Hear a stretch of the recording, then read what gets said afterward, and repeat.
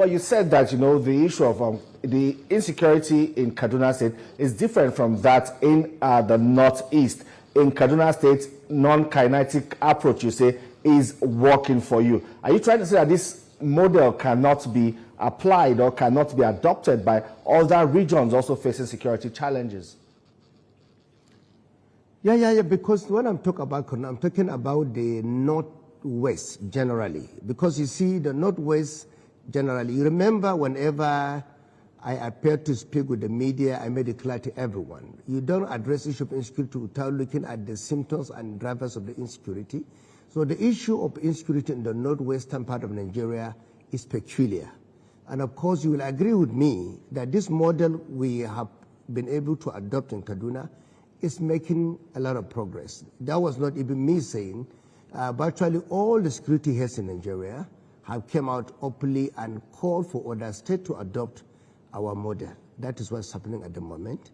And of course, I have no doubt in my mind, the reason why we have achieved this peace in Kaduna is simply because when we came in, we realized that there was a lot of deficit in terms of trust between the people, particularly the so-called bandits, the community leaders at the rural areas, as well as the government. So these are the areas you need to address. Number two, and of course, when you look at Beningwari generally, today, I can tell you, let me take you back to just 2022, when President Bola Ahmed Tinubu came to Kaduna during the campaign. We traveled with him from Kaduna to Beningwari. I remember it was 22nd December 2022. We couldn't get to Beningwari without 30 armored vehicles escorting us to Beningwari because it was a no-go area.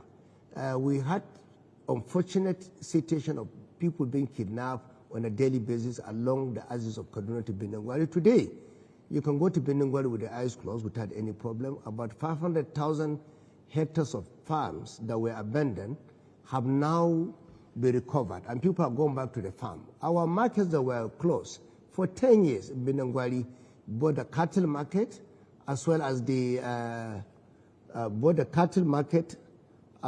the grains market have been reopened now, and people have gone back with their normal activities. So my position is clear. The reason why I was calling always that we must adopt both kinetic and non-kinetic approach is because of my own ideas and statistics about the issue of insecurity in Nigeria. Let me take you back to when I was in the National Assembly. When I was in the Senate, I was the person that sponsored the bill for the creation of state police in Nigeria. And what was my reason at that time was simply because I believe we are lacking boots on ground.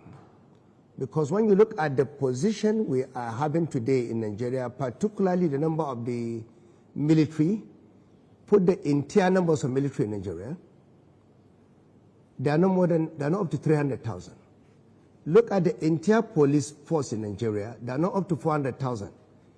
Put police and military together, they are not up to 700,000. But you can also look at the ungoverned space we have in Nigeria today. That is why I agree with the Chief of Defense Staff, General Christopher Musa, when he came out openly some few years ago. I made it clear to all of us that we cannot win this battle using kinetic approach because we are lacking boots on ground. Yeah. That is number one. Yeah. Number two, non-kinetic approach does not mean telling the military to put their arms down. It's about good governance. It's about carrying people along. It's about ensuring that the people in the rural areas are benefiting from some of the government activities and programs that will better their lives, their economic prosperity, and ensuring farmers go back to the farm. Indeed.